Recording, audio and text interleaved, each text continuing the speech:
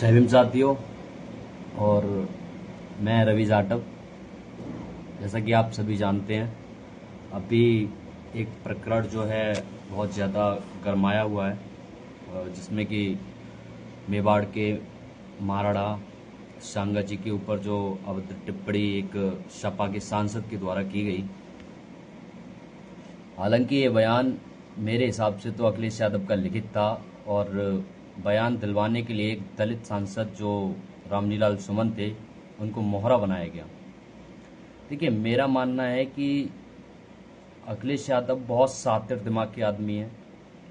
यह व्यक्ति कभी भी ये नहीं चाहता कि इस प्रकरण में कोई ओबीसी या फिर बैकवर्ड या फिर कोई यादव फैमिली का व्यक्ति फंसे या उसके परिवार का व्यक्ति फंसे।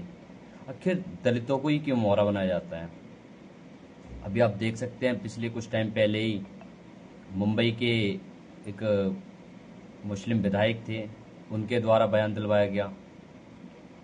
अब दलित को पकड़ लिया।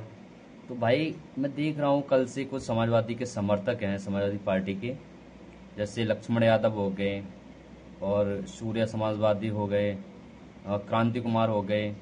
ये लोग कल से उसे जस्टिफाई कर रहे हैं कि वो दलित सांसद है, दलित सांसद है। भाई, मैं तो उसे दलित सांसद नहीं मानता। उस व्यक्ति ने आज तक दलितों की ना तो एक लड़ाई लड़ी। अभी आपने देखा होगा, दलितों के इतने गैंग रेप, इतने मर्डर, इतनी हत्याएं हो रही हैं, एक बंदा, इस बंदे ने एक स्टेटमेंट कभी नहीं दिया। तो कैसे दलितों का नेता हो गया? मेरे हिसाब से तो वो सिर्फ सपा का सांसद है, और उसे सपा का सांसद ही बोला जाना चाहिए, दलित सांसद नहीं बोला जाना चाहिए। और इस प्रकार में मैं देख रहा हूँ, मेरा जो क्षत्रिय समाज है, उसने भाई, सैल्यूट है आपको। आपने वो करके दिखा दिया जो शायद कोई नहीं कर पाए। इतनी जागरूकता हर अगर समाज में हो जाए ना, तो इस देश में विध्वंसकारी राजनीति कभी नहीं चल पाएगी।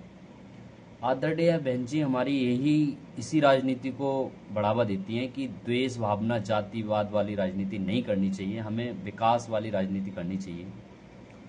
तो उसी उद्देश्य में क्षत्रिय समाज ने दलित समाज को न टारगेट करते हुए सिर्फ सपा और समाजवादी पार्टी के राष्ट्रीय अध्यक्ष अखिलेश यादव को टारगेट किया, सांसद को टारगेट किया। मेरा मानना भी यही है, अखिलेश यादव की आवाज का आपको घेराव करना चाहिए।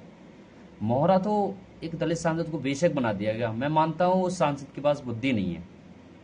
अखिलेश यादव का बयान था, अखिलेश यादव का प्रायोजित बयान था, वो उन्होंने ही दिलवाया था। तो अखिलेश यादव का आवाज का घेराव होना चाहिए मेरे हिसाब से। तो क्षत्रिय समाज ने जो अपनी जागरूकता दिखाई, एक सोची, अच्छी सोच दिखाई कि दलित समाज को टारगेट नहीं करना है। दलित समाज भी आपका इसमें साथ दे रहा है, और हम लोगों ने दिया भी, क्योंकि हम जानते हैं दलित समाज लड़ाई नहीं लड़ना चाहता है। उसने तो वो अपने दिन देखे हैं कि वो यहाँ तक कैसे आ पाया, तो वो लड़ाई क्यों लड़ेगा?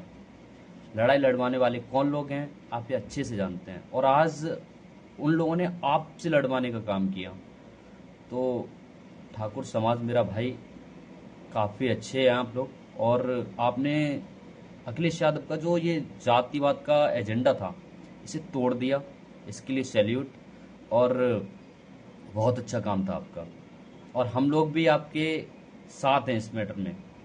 हम नहीं मानते कि रामलीलाल सुमन दलित सांसद है, वो सपा का सांसद है, पेड सांसद है। पत्रकार तो होते ही होते हैं, लेकिन ये पेड सांसद निकला।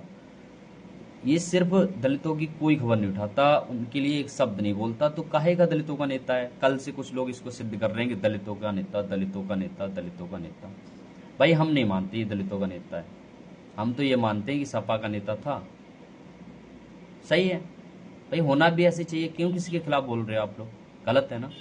तो सैल्यूट सभी क्षत्रिय समाज को।